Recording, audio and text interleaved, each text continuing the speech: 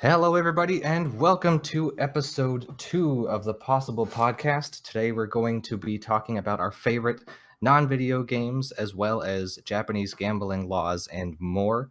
We got the whole crew with us today, with myself, Firefang, as well as X, Hi. Katsa, Hello. and Heather. Hi. All right, cool. So, our favorites for today. We've been kind of focusing on video games the last couple times, but I'm going to kind of mix it up a little bit, and I'm going to ask you guys what your favorite non-video game is. And when I say non-video game, I mean what is your favorite game to play that is not electronic in any way. So that discludes anything on PC, console, any little handheld electronics devices of any kind, something either a board game, a card game, anything like that. So real things. Real things, I know, right? We're going to try to avoid the world of technology for a little bit here. So, what about you, X? What do you think? I was going to say my mind game, but that's electronic. It has a fan and it picks up the brain signal. I think that still counts because there's no screen. I think I'll go ahead and just make it very non-electronic by saying Twister. Wow, I forgot that was a game. That's a good one. Yeah, that's a game, not a yoga board. I mean, I've only played Twister once, but I don't really think I should go into detail here about what happened during the game. Oh dear. Twister can be a very awkward game depending on who you're playing with. Yeah, and depending on the amount of clothing the participants are wearing. Yeah. Twister's fun. And depending on where you are in relation to puberty and. Right. There can be many different ways that game can go depending on the context. Yeah. It's it's almost more context sensitive than Cards Against Humanity. Yeah, it really is. Like, you have to take age into consideration hardcore when you're playing that. Nah. We never took age into consideration because most of the time we just avoided everyone's body part. It's a little bit hard to do when you're literally crawling over each other. It depends how many people are in the game. If there's just 2 people, then it's super easy because one person can get one corner, the other person can get one corner. That is not very hard though. Like, that's half the challenge is when you get 3 or 4 people and it's like, yeah, oh, crap. How does this happen? When my church had the same amount of people as there are as rows, that's when it got real interesting because then people were like left foot yellow, right foot blue or green. So basically everyone had their legs apart, but they were like less than an inch away from each other, and you had a mix of girls and guys in there. It was like, oh, that's an interesting position. Well, isn't that the point though? That's why there's 4 of everything, so you can have 4 people, because at that point it becomes a matter of who is taller and can fit over the smaller people, and who is more flexible. Right. Like, I'm tall and lanky as fuck, but I can't bend as much as a slab of concrete. So, or maintain balance. Yeah. Oh my God, David. I'm sorry. My brother is very annoying. Sounds are fun. You ever seen Shower Twister? What? You can buy these like adhesive colored circles that you can stick all over the inside of your shower. And I only saw it once, but well, it depends on context, like I said. But I only saw it one time, and I thought that was one of the most amazing inventions I'd ever seen. Also sounds dangerous. Like, if you have like a porcelain or just solid tub and you slip and there you go. That's why you got to get a grippy mat for the bottom. Well, it's like for the walls and stuff. Oh, okay. I gotta find that again, see if that's a thing now, because that could be a lot of fun. Doesn't work very well with bathtubs though. Oh man. So X, when you come home one day and you find colored circles all over the shower, that's why. Okay. I'll be like, hey Fang, I want to take a shower. Could you spin the dial for me? No. Spin your own fucking dial. I don't want any part of that. But my hands are occupied. Oh well. Oh my gosh. Anyway. So, Katsa, what about you? That's a hard question because my family and I, we play a lot of board game nights, and so there's a lot of games I really like, and some of them I like them, but I'm kind of sick of them right now. But I know they're still in my top favorites. But I don't know. I guess one of them would be Boss Monsters. That one's really fun. which is ironically based on video games. Well, you just can't escape from it, really. Yeah, because so it's really fun. You can do 2 to 4 players, and what it is you are the boss of your own dungeon, and you get to like build it with all of these traps and everything, like pitfalls and succubuses, and just put whatever you want in there to try to kill the good guys. And so then like the heroes is kind of like Dungeons and Dragons or anything, where the heroes go into town and they're trying to figure out like where the good loot is, and so you try to lure them to your dungeon with your loot, and then they come in and you have to try to kill them and collect their souls. And then if they don't die, then they deal you a wound, and it's basically whoever gets 10 wounds first loses, and then it's like last minute, and 3 wounds you lose, whoever gets 10 souls first wins.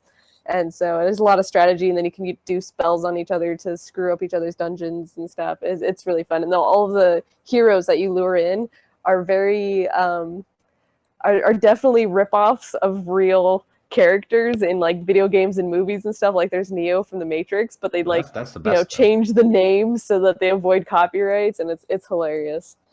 It's like the Chinese where they change one letter or something, so it's not technically copyright, but you know damn well what it is anyway. Oh yeah, and then they have like the character descriptions, which are like really spoofy, funny versions of that character's original story. I can't remember any off the top of my head, but there's some really funny ones in there. That's great when companies do that. Oh yeah. It's like, you can't touch us. Like neener. Huh. That sounds fun. I have to look at that. It's a really fun one. I highly recommend it. Okay. They have expansion packs and everything. It's Boss Monsters. Huh. Alrighty. Yeah, you go into like any board game shop, you'll find it. Because I just don't go to shops too terribly often. But that would include leaving the apartment, which is probably why. That would be step 1. Yeah. I walked outside yesterday, realized that was like the first time in 2 weeks I left, and I took a picture of my car because I was like, I get to see my baby again. Nice. The deprived life of somebody who's not employed. I'm the same way. I leave like twice a week. That's how often I leave my house. And that's why we're all here. Yay! Please feed us money so we can get ramen. Right. We need ramen and pizza. So subscribe. So we can avoid the sunshine. Yeah. Cool. All right. What do you think, Heather? All right. So I'm gonna name a card game, and then I'm gonna name a board game. So my favorite board game. Well, that's reverse order. Okay. Whatever. My favorite board game is Monopoly because I am kind of like really conniving at it. I bet you have like that subtle like the kind of unsuspecting aggression that I feel like could really manifest itself in a game like that. It's like she's giggling as she's like collecting all of these hotels, and just like do. Yay! You're like, oh my gosh, savage. Yeah, but yeah. All right, I played it with my grandma one time. Oh my god! So there was a property. Let's just say it was $250. And I was like, "How much would it be for me to buy it off you?" And I said like $350, and she's like $500. I'm like, ah. I'm like, okay. We need to play Monopoly online sometime for stream. But there's a lot of video game versions. That would be fun. Yeah, but then for card games, there's this game called Spit or Slap, and it's. I stayed up till like 4 a.m. playing with a friend of mine, and how it works is it's like solitaire, but with 2 people. So you have like let's see, 1, 2, 3. There's 5 rows of cards, and so you place the first one up, and then for the next row you place 1 down, second one up, and then 1, 2, third one up, 1, 2, 3, fourth one up, and then the last one, 1, 2, 3, 4, fifth one up. And then you have to try and get rid of them by flipping the 2 stacks in the middle. And the first one to run out. So then you run out of cards. And once you run out of cards, either person can slap. And the goal is to have the least amount of cards. So you have to try and slap the smaller deck. So even if you do place down all your cards, the opponent can still slap the smaller deck if they beat you to it. It's a lot of fun. And it gets really fast. Oh, yeah. It sounds like a spin on Slapjack. Have you ever heard of Slapjack? Yeah, it's similar to that. Yeah. You have cards and you're smacking stuff. Yay! People find really quickly they don't want to play that game with me because I learned how to play it from my ex's brother. And his tactic for that game was not necessarily to be fast, but when you slap the deck, you hit it as hard as you possibly can. Oh, So like you'll be going really fast, and all of a sudden, somebody will go slap, and then you go. Holy cow. And you don't want to put your crush hand their anywhere hand. near what's going on because you don't want to get your hand destroyed. So like that's exactly how I started playing the game. So Oh man. it got really nasty. I hit my desk so hard I lost my paper that's got the order that everybody's supposed to talk in. So. It's gone in the wind. Oh, here it is. Found it. I feel like if I played that with someone like that, I'd probably just put my hand there anyway, and they'd be like, "Shoot!" Yeah. Or you just start wearing like a really big ring with like all the jagged bits. So if they do that, they'll just be like burying that's it the in their thing. hand. My ex had a ring that I got her at one point, so like you wouldn't want to hit her either because you'd cut the shit out of your palm. My hand's all red now. And I've got water on my You phone. gotta be tactical in your slapping so you can avoid it. Like, goodness. precision. I have this weird thing with my hand. Like, I can literally be high five super hard, and it just starts vibrating, and I just start laughing, and all my friends are like, "Are you okay?" I'm like, "I don't know." Are you okay? Like, I feel fine. It just tickles a little, and all my friends are like, "Ow!" Yeah. It's a yeah, that's a game.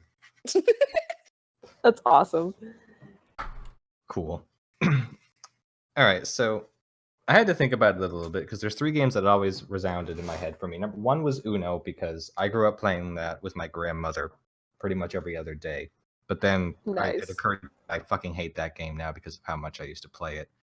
And then I was going to say Monopoly, but nobody will play that with me either. I will. Monopoly ruins friendships and families. Yeah, I play Monopoly the same way I play poker, where I just keep a straight face the entire time and nobody can tell what's going on. And then all of a sudden, like, I'll lay down like $5,000 and just own 2 entire sides of the board, and then nobody can go through.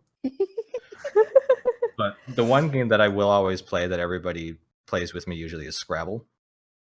Oh yeah. I always played Scrabble because my mother and my grandmother are both elementary school grammar teachers. So there had always been a lot of emphasis on grammar and spelling and punctuation and stuff like that. And one of the ways I'd get used to that was by playing Scrabble all the time.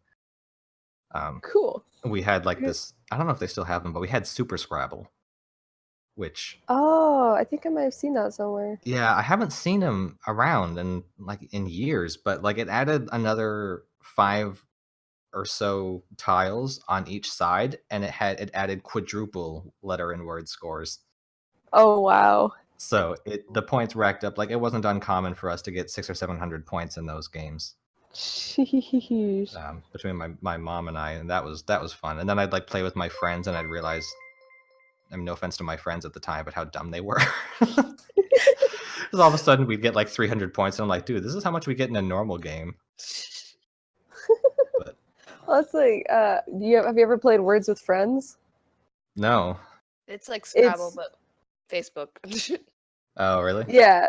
Well, it's like an app, and so yeah, you can play Scrabble with like your mom or your brother or whatever, and you don't have to sit down and both be playing at the same time. Like I would play with my mom, and I'd send her a move, and then the next day I would check my phone. Oh, she sent me a move last night, and then I'd respond. So like, it's nice because you can play like wherever you are, and you don't have to worry about anyone's schedules. But at the same time, it's super annoying because it's super PC in its word choice, and then some words that are words are not in it, and then other Oh. words that are like random letters are in it. And so most people who win just win by just dropping letters on the board and seeing what sticks. Yeah. But my mom demolishes. I've stopped playing with her. I'm like, no, that's just not fair.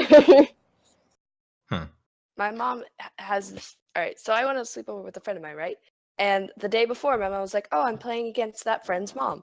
That next morning, I was at my friend's house. The mom was playing against my mom over and over and over. It's just it was like, okay, you're both addicted. This is a problem. Please stop. Yeah. Yeah.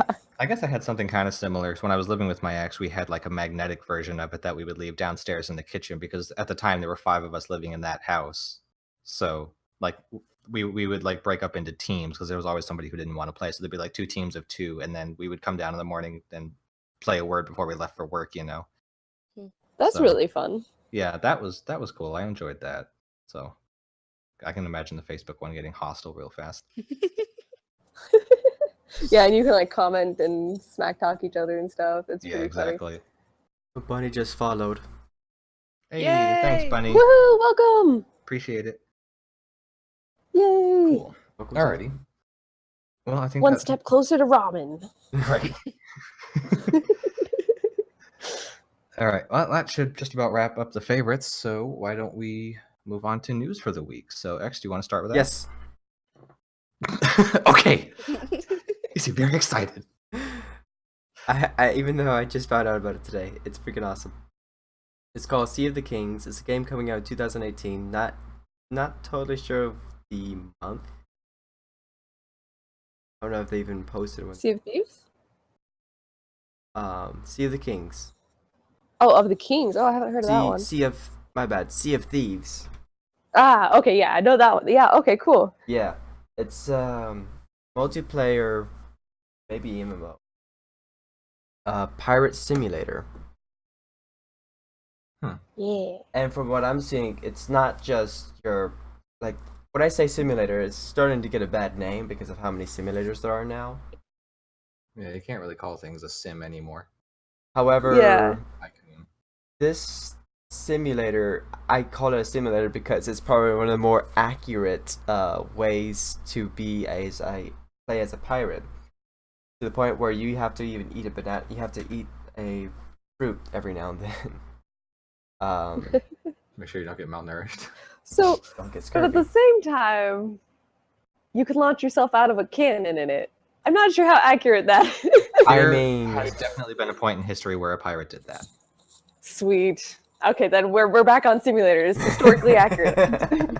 Like even with simulators having a bad name, as soon as somebody hears pirate simulator, they just go, yes. Like, I watched the trailer. The trailer is really cool, actually. I thought at first, Sea of Thieves, it has a cool title.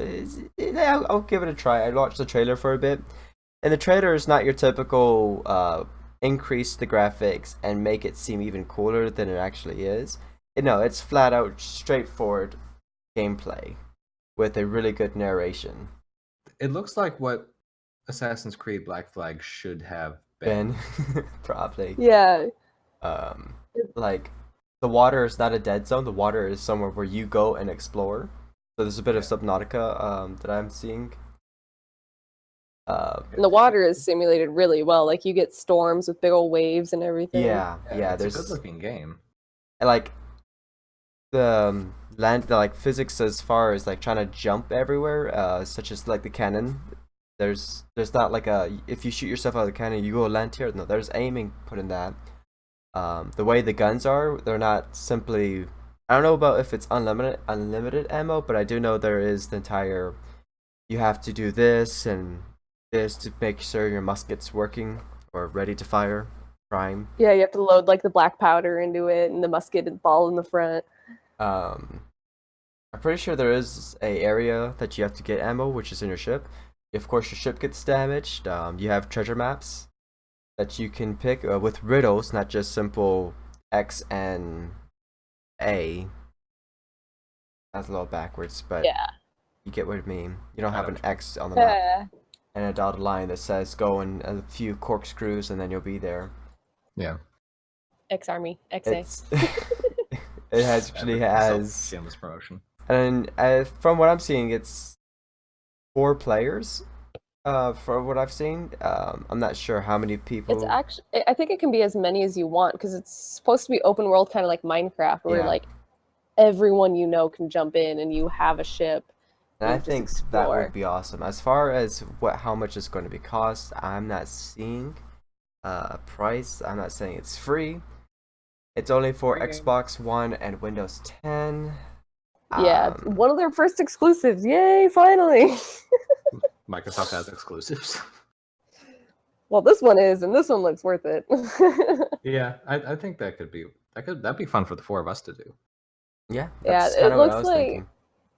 It definitely looks like a perfect game for streaming or hanging out with friends because like it's literally you get your group together and you can have like somebody up in the crow's nest singing songs. Like you can actually have your characters singing a song or getting drunk, or you just go find another ship and go do battle, or you can just, like X said, you can go do treasure hunts with the puzzles and everything. It's just an open world, explore and have fun game. Like everything that's good about Minecraft, except with pirates. Who remembers Pirates Caribbean or Pirates 101?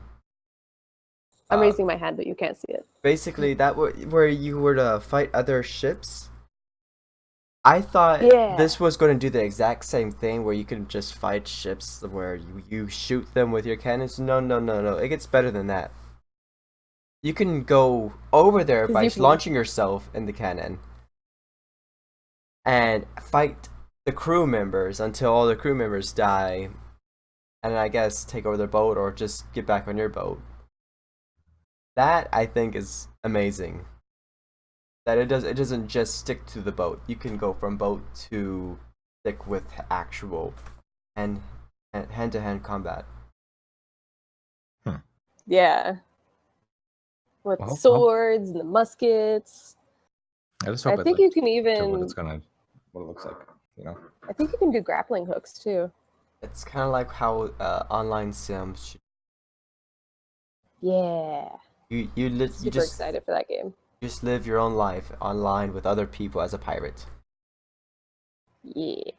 Well, hopefully it does work out. Like I can see, you know, server issues and stuff like that with something like with, you know, a game like this, but hopefully, assuming it actually runs and plays as good as it looks, then that looks like it'd be worth it for sure. It looks like you can also download right now. There's a download the fan pack, Spruce Up Your Cabin's Cabin with These Riches Thieves. So looks like you could probably download it. I will investigate that further. Cool. That'd be fun to stream. Yeah, that'd be great. That looks like a lot of fun. Yeah, and if you guys stream that, I will definitely. I don't care if it's my grandma's funeral. I will make time. Sorry, Grandma, I got better shit to do today. I'll catch you at the graveyard later. I'll go say hi. Stop by. Yeah. Oh, Cool. man. Alrighty. So, what do you find, Katsa? Oh, my turn. My bit of news for this week is mostly League of Legends related because so League of Legends usually when it gets to, or for at least the North America seasons, when it gets to the finals, to me it's usually really boring because it's always TSM versus either Cloud9 or CLG. Every single split, every single year, it's always TSM versus one of those two. And so it's like, oh, yep, here we go again. Regardless of who did well in the main season, regardless of who did bad, it always ends that way. And so it's like, oh, yep, here we go again. But this year, CLG actually got beat out by Immortals. So even though, TSM made it in again, like they always do, because they've actually been in every single final since like the game started. I was surprised that they even got in one. Yeah, but Immortals though, like they made it in there, and I'm really excited. They're not as strong as they were that very first split when they arrived, but they still have been doing really good. And like, to be perfectly honest, I don't think they're gonna win it because TSM is so dominant right now. But it would be really exciting if they did, because it would be the first time a new team has usurped these old teams that have been there forever. And so it'll be like, yeah, newcomers, woo! Changing up the status quo. But the TSM right now has Doublelift, and so far Doublelift has been seen as one of the top ADC players. Yeah. Oh yeah, and he's not shy about being cocky about it. Oh, I feel bad for Wild Turtle because every time he leaves a team, that team goes to finals the next split. Aww. Like, oh, poor Wild Turtle. What He used to be Doublelift's rival for a little while. What happened to Dyrus? He was that was actually a really emotional thing for him apparently, because there was like several seasons straight where he was just the sacrificial lamb in the top lane. His team didn't even care about him. And so finally, and so then he started performing really bad, and then he felt like he let his team down. And actually, when he announced that he was leaving the team and retiring, they did an interview with him on live broadcast, and Shocks made him cry. He's apologized to his fans for sucking so bad, and he was crying, and it was so sad and so touching, and everyone chanted his name, and we're like, no, it's okay, we love you. And it was so touching and so sad, and like big moment in League of Legends. And, but he's gone now, so that's what happened to Dyrus. And he's gone. Dyrus is a really cool guy with the pillow. Yeah. Although, who was it? There was one person who had a butt pillow they were always sitting on. and like they actually, like one game, they actually delayed the game because he had the wrong pillow and he had to get a pillow. Oh, wow. And then the next game, a fan came up and gave him a Baron pillow. And he's used the Baron pillow like every game since then. It was so funny. I can't remember who it was though. But it was great. So he became famous for his Baron pillow. And butt pillows are life. Yeah, gotta have to be sitting just right. Get Oh, yeah. Get the If I pillows. don't see my fidget cube sitting underneath my monitor in front of me, then I know something's wrong and I won't know what it is, and I'll like be just all out of sorts. It's like, my life, no. Where's my That's like fidget cube? what after getting used to my computer and my settings on League of Legends and my mouse and everything, and then my computer went down. I had to switch back to the Mac. I could not play at all on the Mac. It was driving me up the wall because everything was just ever so slightly wrong. Oh yeah, it's amazing how something small can throw you off. Like when I used to play Guitar Hero drums all the time, and that would include me having to move the drum set back and forth. And if my kick pedal was an inch too far or too close to me, I would just fail.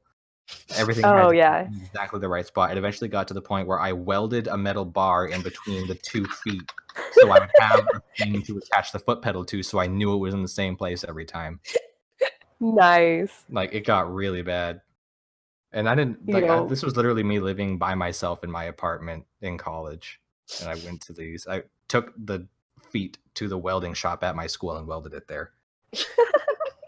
Well, it's one of those things too, where once you get like higher and higher skill levels too, and things become like those split-second decisions and reactions, like you have to be able to rely on certain things always being there so that you can react fast enough. And when it's moved or different, then that impacts your reaction speed, and you're not going to be at the top performance. And so it's like it's crazy how little things like that can affect, like, you know, not only like video games, but also even like professional football players with their weird little ticks, and like just like Marshawn Lynch and his Skittles. He had to have his Skittles. Right. It's so funny how that works. Yep. I remember when I played baseball one time, I was pitching and one of the ties on the thumb of my glove wasn't tied tight enough, and I could feel the extra space around my thumb as a result of that. And I couldn't figure out what was wrong, but it took me 2 innings to realize what the problem was. And my location was off until I fixed that, even though it had nothing to do with my throwing arm. Something felt wrong. So it's something small like that can make a big difference. Yeah, definitely. It's kind of... I haven't kept up with the competitive Pokemon scene lately, especially since I retired, but after I retired, I noticed there was this one guy named Wolf Glick who's been in basically every, you know, I don't know if he's been in the finals every time, but he's been one of the top competitors every time. And I thought kind of the same thing. It's like, well, somebody's going to be fighting Wolf Glick. So can we mix it up a little, please? I was like, quick, somebody break his DS and make him play on a different one. Right. It'll ruin everything. Get him a weird stylus or something so he misclicks. Yeah. So he's like too weirded out trying to figure out his stylus that he can't focus. Somebody actually lost their playoff spot one time because they misclicked with the stylus. Oh no. And they ended up That would losing be the fight. horrible. Yeah, that was... Yeah, that happens. You see that in League of Legends too, where people will misclick. Like they'll be just like walking in lane normally doing something, and all of a sudden they flash. Like there's no enemies around, nothing going on. They just, the casters just start laughing and go, well, that just happened. Nobody saw that. Oh wait, we all saw that. Yeah, that really sucks because now that being a professional, everyone knows that once you lose a flash, that person becomes extremely vulnerable. Yeah, you're your target then. You have like 3 minutes of being squishy. That completely changes the entire way you have to play the game for the next like couple minutes. So it's like, dang it. Or there was one guy, he was using heal instead of exhaust, which supports that they usually always do exhaust. And then this one game, he was using heal, but then it got to the late game, there was this team fight, and he stepped forward and did nothing. And they were like, oh, wait, he was probably, and then he died. They're like, oh, he was probably trying to exhaust the other guy, but he didn't have exhaust. He had heal because he just randomly healed in the middle of the fight. And we're like, why? Why did you heal? Like, nobody was like low on health. That was okay. Yikes. Oh, I can imagine. Yeah, even the pros are human. Oh, yeah. How did they forget that? I mean, maybe if you play a lot of games switching between exhausts and heal, sure. Well, if you play every single game out of like 300 games with exhaust, and now you're playing this like just a couple games with heal, and now you're like game 3, like on like a finals game where like best 3 out of 5, you've done 2 games already, you've been here for like 4 hours, it's getting late in the game, there's a big old fight, and you just space it, like you just go on autopilot. Vel says Vaker isn't human. What do you got for us, Heather? So this might be kind of boring because I realize it's just a remake, but whatever. Remakes are great. I saw Metroid Samus Returns and like the new releases for September 15th, and I'm like, because it looks like nice, and it's nice that there's like something, because I remember like I watched a video and it was about like basically it talks about all the Metroid games and like how they perform and how the lore fit together and stuff. And the guy who's narrating it, and he talked about like the newest one, which was like for some reason Zero Suit Samus was really emotional and weird and not what everything else was. Everybody hated the new Samus. And so he was just like, forget that ever happened. It doesn't exist. Right. Yay! But then this HD remake looks really interesting with the especially with this, because they talked about a new mechanic called melee counter, which is like basically the enemies will charge at you and you can just like having to dodge instead of dodging or anything, you can just attack, and it's a nice way to like freshen it up and not like keep it in the old like same attack button scenario and such. And it seems like because they have more like the cutscene style is updated, and it just looks really cool. And then I'm hoping that they this isn't the only thing they do with Metroid, because it's cool if they did more stuff, but I feel like this is a good start and stuff. Yay. Yeah, well, they were doing this because the Metroid Prime Federation Force thing that they released was just something everybody hated. You know, Nintendo knew everybody wanted to see Metroid. So they're like, hey, here's a spin-off that none of you guys asked for. And then everybody got mad at them for it. So then they kind of sat down and thought about it, and they're like, all right, that's 2 misses in a row here. So this Metroid, the Samus Returns thing, is like a reimagining of Metroid 2 for the NES, like the original one of the original Metroids, remade for the 3DS with like updated mechanics and stuff to kind of get people back into the feel for it. But what I'm suspecting is that this is like something to tide people over, because they announced Metroid Prime 4 for Switch pretty recently, but it was just like a title, like a big flashy title screen. There was no gameplay or anything like that. So they realized that people are kind of, people have been wanting a new Metroid forever, ever since the whole Zero Suit Samus thing went down. So they're kind of trying to bring back some of the best of Metroid in a way, and I think this is a really good way to do it by bringing back one of the classics with updated mechanics and graphics and stuff like that, and especially having it on 3DS will help a lot. So it'll be cool. It looks fun, and yeah, I do like the idea of the whole melee counter things. I don't really think Samus has ever had to melee before, except in Smash. The article said that it was that it's assumed that she got that ability from her time in the Super Smash games. Yeah. And stuff. So that'll be cool to see how that plays out. I'm excited about that. I've never. Yeah, I really hope that goes well. Yeah, it should. Nintendo takes a while to learn their lessons because they're Japanese and they're stubborn. But once they figure out they've messed up, then they usually come back and they do it right. So I think once this comes out, and once Metroid Prime 4 or whatever it is comes out, that'll be really spectacular. Yeah. Now I need to get a Nintendo so I can play it. Yeah, everybody needs a Switch now. Sorry, Heather, that you just bought a Wii U, but No, I didn't just buy a Wii U. you bought So it we're right as getting free Nintendo's like, review nope, we're done. copies, right? Yeah, We're all I wish. getting Switches for Christmas. I don't know. I mean, Oh, Nintendo's what? are we? Fang, are you buying us? You're Then pretty we can funny. stream games together. It'd be great. Yeah, I'm actually surprised Nintendo doesn't send me as much free stuff anymore as they used to. 'Cause I I've just actually advertised almost. them more. Okay. Yeah. I actually almost bought my husband a Switch just so we would have one in the house for his birthday. I was like, "You want a Switch, right?" He's like, no." And I'm like, "Are you sure? Because it'd be really cool for you to have a Switch, right?" Wink, wink. Yeah. It's like, "But Breath of the Wild looks so cool, and you're so bored right now." He's like, "I am bored, but I don't want a Switch." I'm like, man. There's I a lot cried. of good reasons to buy a Switch right now. I know, it looks so good. I want I'm one so hoping bad. If like once the holiday season like swings in, it'll like the price will go down at least a little because it's still pretty expensive. They won't price drop Yeah. it, but they'll bundle it. Hmm. And yeah, that'll be the bundles way do to make it go. more worthwhile. So Yeah. I was going to talk. I'm glad you covered Nintendo news. I was going to talk this week. There's this game called Morphes coming out that looked kind of interesting, and it's kind of like another foray into Nintendo's first-person shooter thing, except it's an indie game. But it's a shooter game where you can physically Morphes. You can morph a part of your character, like take away body mass from an enemy and use it on yourself, and like add mass to your own character. And what that does is it builds up, like you have these two statues off the sides of the arena. The more mass you take from your opponents, the bigger your statue gets. Ooh. And the person that's got the biggest statue at the end of the round wins, right? But the catch is that the bigger your character gets, obviously it's easier for you to get hit.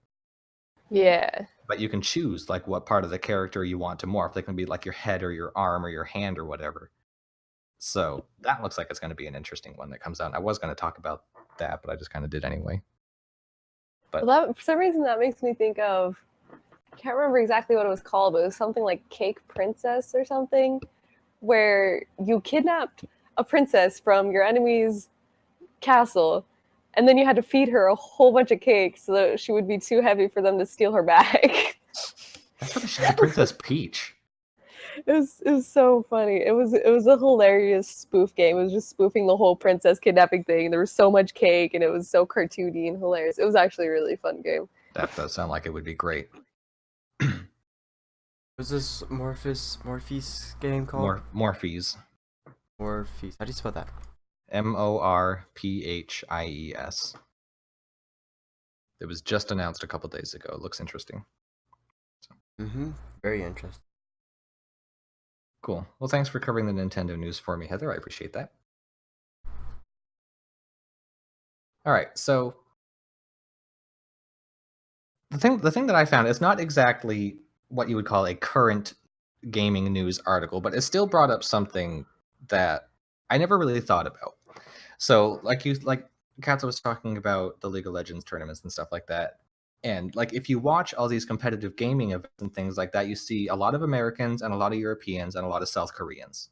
Those are typically the main groups of people that you see at these events, right? Mm. But if you think about it, you never see any Japanese gamers. Ever. Yeah. They own Nintendo and Sony are both from Japan. So 2/3 of the industry essentially is from Japan. Why do you never see any competitive Japanese gamers ever?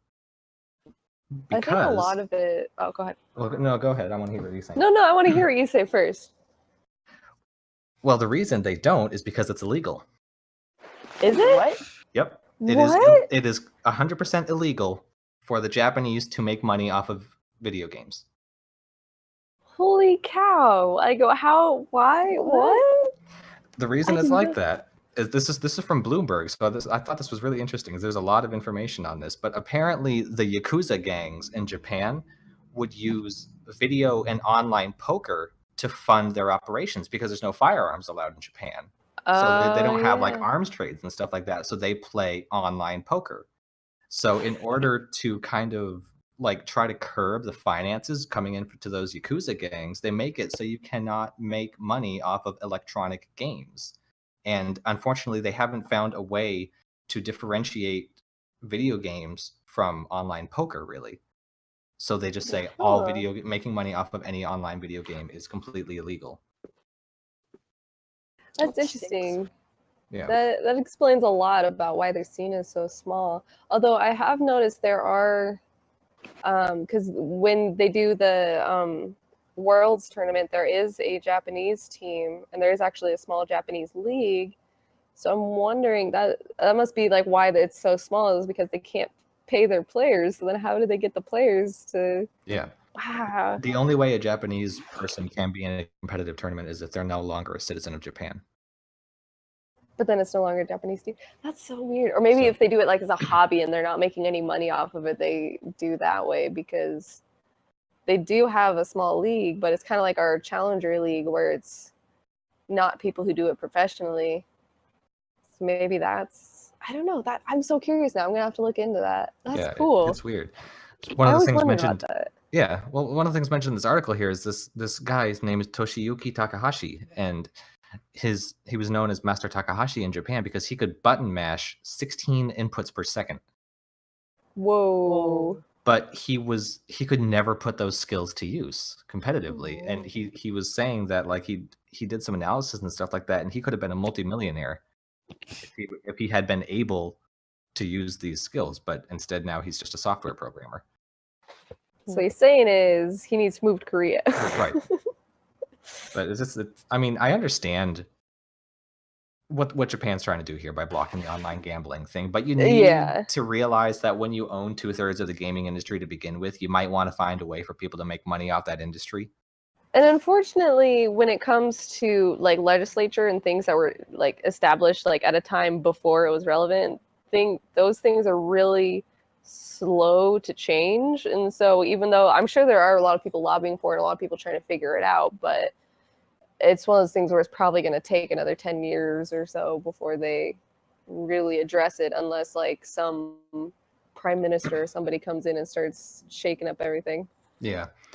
Well, I think it will happen, and I think there will very soon be an active effort to make it happen, because South Korea and China are actually building stadiums solely for the purpose of video game championships. Oh yeah, and Vegas is building whole clubs specifically for eSports and all of that, and Japan is also I'm not sure if it's still going on, but for a while they had a political kind of movement to focus on their entertainment industry and kind of export that around the world. So anime, video games, movie, like the government became involved and really wanted to encourage these industries. And if they're still doing that, and if they wanted to keep continuing that, then esports would definitely pop up on that agenda and would be something they would want to look at. Yep. The other thing I thought that was interesting about that is in this article, it mentions how the bookmakers for the London Olympics said that there is 4-to-1 odds that video games will be in the Olympics in the next 10 years. Although it's interesting because the committee is looking at it right now, and they're saying so far they have said like they're still considering it, but they will not allow any violent games. So anything with shooting or dying or anything like that, because it goes against the Olympics values. Right. So then it kind of makes you wonder Solitaire. What games are left. Yeah, I mean, like you have FIFA and Rocket League. Actually, Cars Explode. That might not be sports. It will not be e-games, unfortunately. Yeah, it won't be any of the mainstream ones that are super competitive, because all of those are violent. None of them would qualify. So it's like you would be showing the worst of the games industry if you admitted non-violent games, which is kind of sad to say. It'll be weird to see how that plays out. Like I could see Overwatch being a great Olympic game though, because that's one where they have always worked really hard to be inclusive and culturally diverse and doing everything, like all these different countries and stuff, and bringing them all together. And they always have a really positive and message. So that would be a good one for Olympics. But like I said, it's violent, so it's probably not going to make it. Yeah. I think maybe like if they can kind of get their foot in the door with, like you said, the FIFA stuff and like the actual sports games, then maybe a bit of leeway can be arranged at some point to actually make like the bigger games in there, hopefully. Yeah. But I mean, I can understand, games with blood splatter or something probably aren't going to be too high on the list. Yeah, and I can understand their concern with wanting to be very mindful of what kind of message they're sending, because this is a pinnacle moment for bringing the world together. And if you're bringing in a game that is highly westernized, highly violent, and highly just like shooting down every other culture and just being opposing and imposing and just stupid, then that will just piss everyone off. Right. Yeah, I mean, looking at this article a bit more here, it says that with current projections, total revenue from esports by 2020 will be $5 billion annually. That does not surprise me.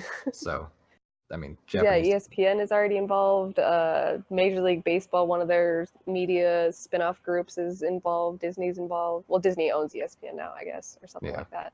They're doing through, but all the big players are involved now, so it's like, it's just gonna explode from here. Japan needs to hop on it. Yeah, come on, Japan. So. I was wondering if you looked at chat, Fang. No. That is your job. I'm looking at chat. I know. I'm just saying. You are the community manager essentially. Right now. Anything exciting going on? No. If somebody says something in chat and you want to throw it in there, then just do it. I just kind of assume it. Nova was talking about the Switch. One of her friends got upset because one of their friends scratched their Switch, and Nova thought of you about how mad you would be if your friend. Oh, I would stab that kid to death with a Joy-Con if they scratched it. Yeah. Oh, no hesitation at all. No. If you scratch anything in my collection, then you will get stabbed with another part of my collection. That is how it works. You will feel the pain that the device feels. I don't think I want to play video games on your system. Just don't break my system.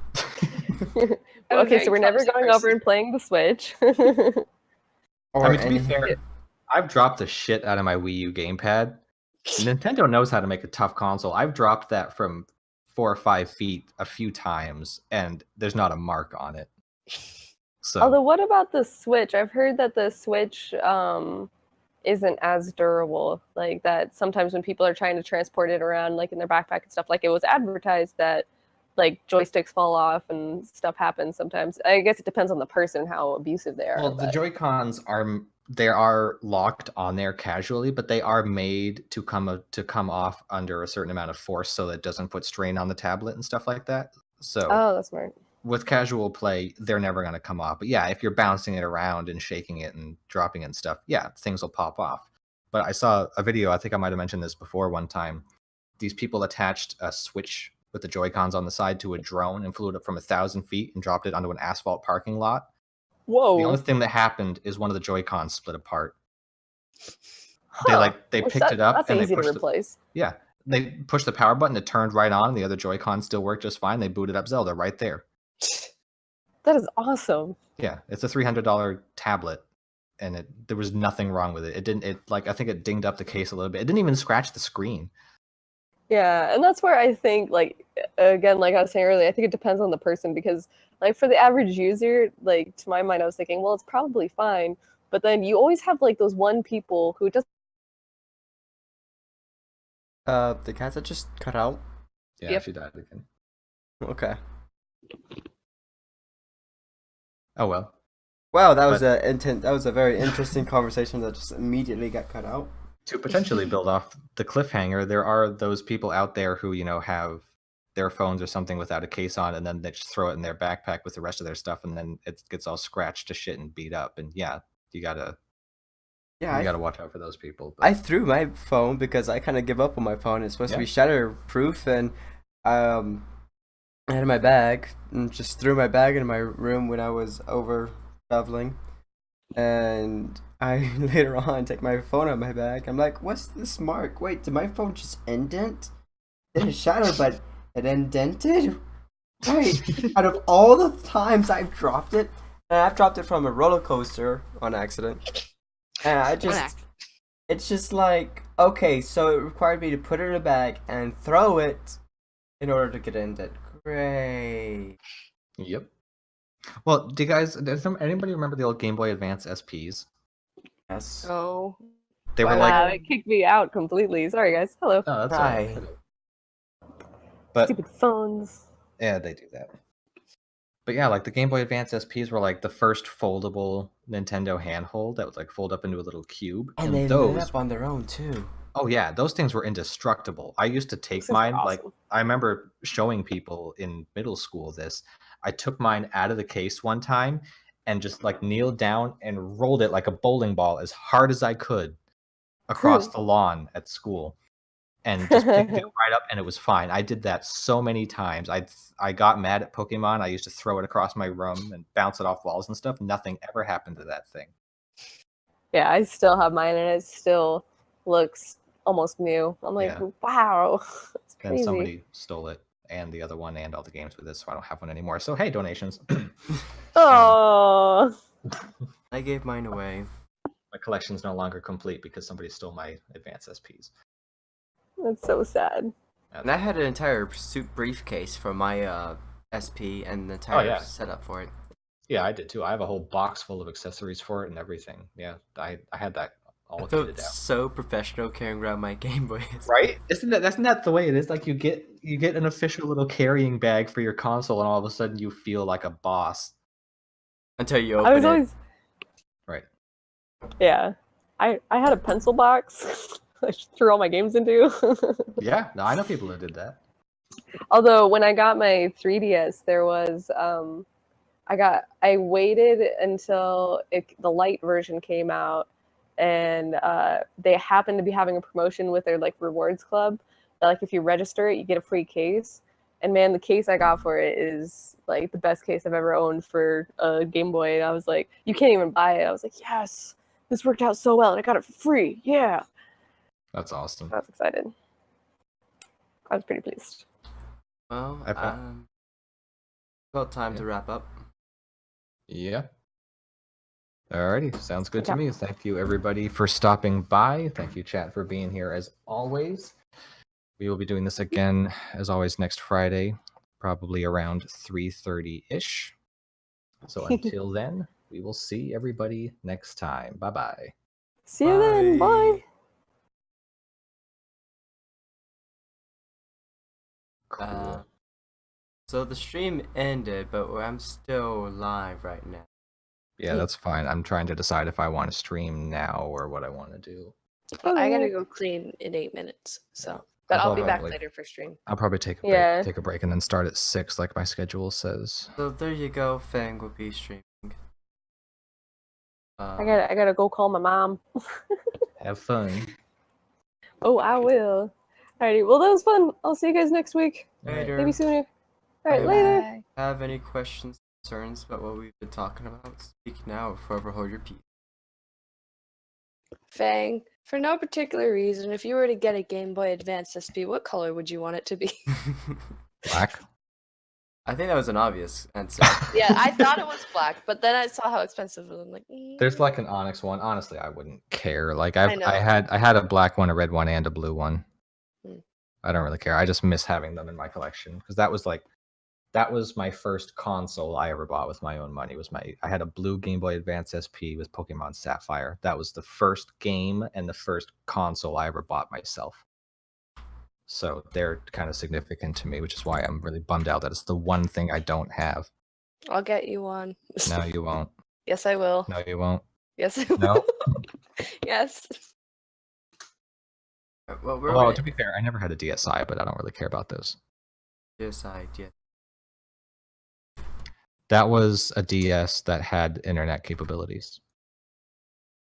It was technically a standalone console, but I mean, the online services aren't available for them anymore, so they're basically just a Game Boy. It's play.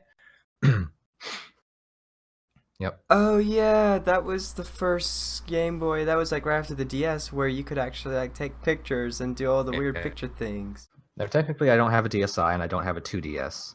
But it was But- also the first Game Boy where you couldn't use your GBA games. Right, that was the problem, which is why it was better to have just a regular DS at the time. Yeah. because Turtle had a DSi and I Whoa. had a DS. What did this kid do to the? Okay. Oh my god, that's horrible condition. Sorry, I just went and looked up a picture, and it looks like he stuck like a booger on top of the thing when he took the photo. I don't know what That's that is. lovely. Hold on, I'm gonna. I don't know what it is. It's probably not a booger, but All I, right, we're gonna end the stream officially. So thanks everyone for hanging out. We'll see you next week. Bye.